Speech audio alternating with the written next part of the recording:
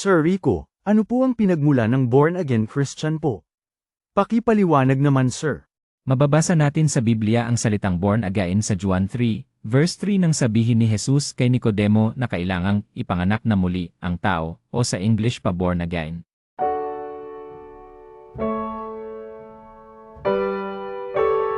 Ang talatang nabanggit sa taas na sinabi ni Jesus na kailangan ipanganak muli ay binyag ang kahulugan sa ating mga Katoliko.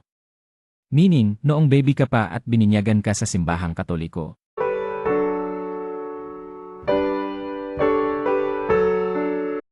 Ang mga born-again Christians na mga simbahan ay hindi nagmula kay Kristo noong unang siglo, kundi nagsimula sa pamamagitan ng mga serye ng rebelyon sa Europa at Amerika.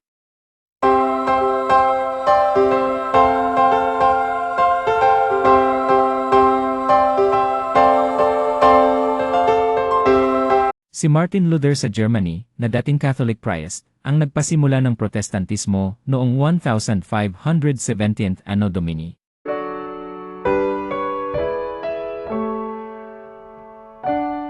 Mula sa kanya, nagkawatak-watak ang mga Protestante sa iba't ibang grupo tulad ng Baptist, Methodist, at Presbyterian. Ang unang silakbo o Great Awakening.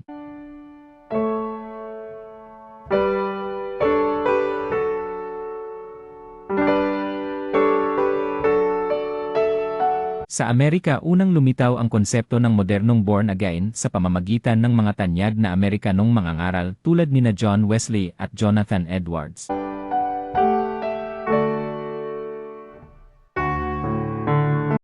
Sila ang nagpasimula ng mga malalaking revival meetings o maramihang krusada sa labas ng simbahan, kung saan emosyonal na tinatanggap ng tao si Jesus bilang personal savior.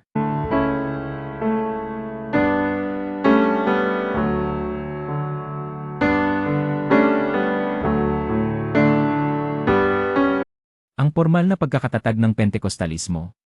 Ang pinakamalapit na founder ng modernong born again, na sumasayaw, umiiyak, at ay si Charles Parham noong 1901 sa Kansas. At ang kanyang estudyante na si William Seymour noong 1906 sa Azusa Street Revival sa Los Angeles, California.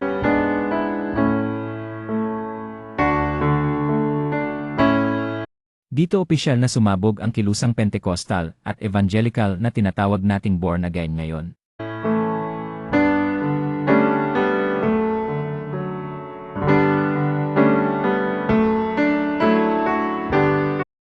Summary ng history.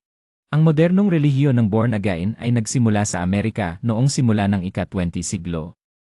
Wala silang isang founder dahil sila ay mga hiwa-hiwalay na grupo, pero ang ugat ng kanilang sistema ay nagmula sa mga Amerikanong pastor tulad nina Charles Parham at William Seymour. Kumbaga, mahigit 1,900 taon muna ang lumipas bago na imbento ang relihiyong ito.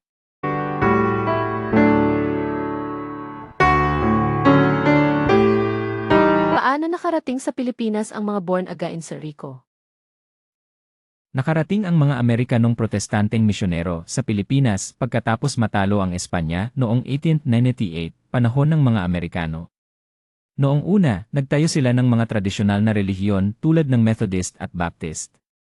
Subalit noong dekada 70 at 80, pumasok sa Pilipinas ang tinatawag na Charismatic Movement. Billions should know. Billions should know.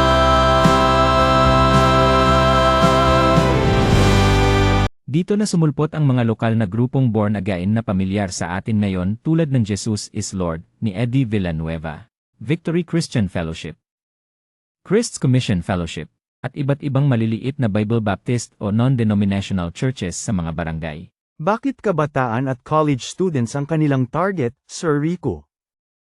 Ang estratehiya. Ang mga born again pastors at pastora ay bihira mag-invite ng mga matatanda na o mga lolo at lola. Ang focus nila ay mga high school at college students, gamit ang psikolohiya, psychology at marketing.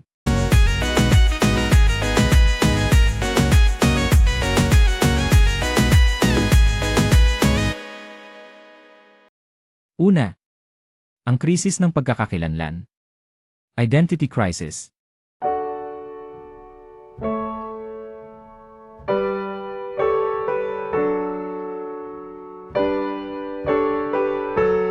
Ang mga edad 15 hanggang 22, high school at college ay nasa yugto ng buhay kung saan marami silang emosyonal na pinagdadaanan. Stress sa pag-aaral, problema sa pamilya, broken heart, o kawalan ng direksyon sa buhay. Ang mga born again ay may tinatawag na love bombing. Lalapitan nila ang kabataan, dadamayan, kakamustahin, at ipapadama na tanggap at pamilya sila.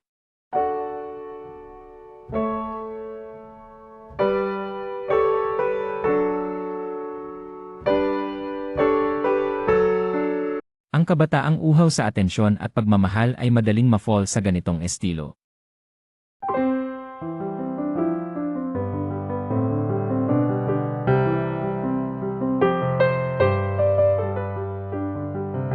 Ikalawa, ang modernong estilo. Alam ng mga born again na ayaw ng mga kabataan sa tradisyonal o formal na kapaligiran. Kaya ang kanilang mga simbahan ay ginagawa nilang mukhang concert hall. May stage lights, aircon, modernong kanta. Praise and worship na parang pop, rock music, at mga pastor na nakagoma at jeans na magaling magpatawa at maghugot lines. Ginagawa nilang cool ang relihiyon para maakit ang kabataan.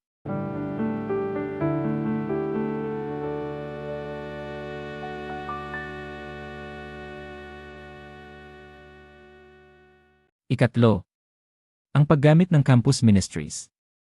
Nagtatayo sila ng mga organisasyon sa loob mismo ng mga universidad. Halimbawa, Elevate Knifebox ng Victory o Student Council Extensions. Nag-organisa sila ng mga libreng seminar tungkol sa leadership, time management, o how to handle stress, ngunit sa dulo ng seminar, dahan-dahan na silang magpapasok ng Bible study at doon na magsisimulang mag-convert ng mga estudyante.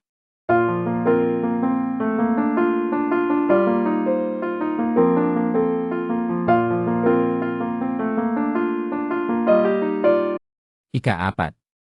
Madaling hubugin at turuan. Malleable minds.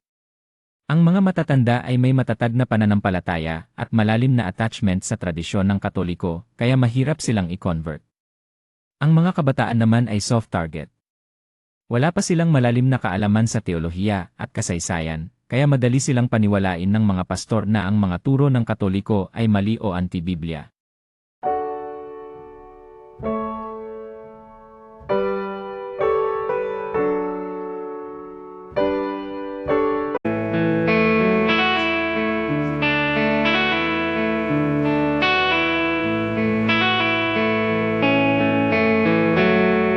Sir Rico, paano mo ito magagamit bilang depensa o content sa iyong platform po?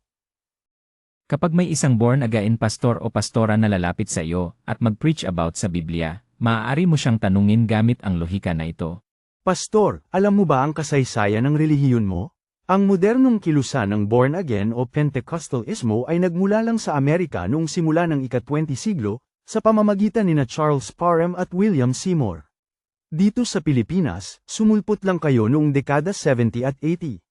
Ngayong taong 2026, ang relihiyon mo ay halos 100 taon pa lang mahigit ang gulang. Samantala ang simbahang Katoliko na itinatag ni Jesus ay nagsimula noong 1st century o 33 Anno Domini po.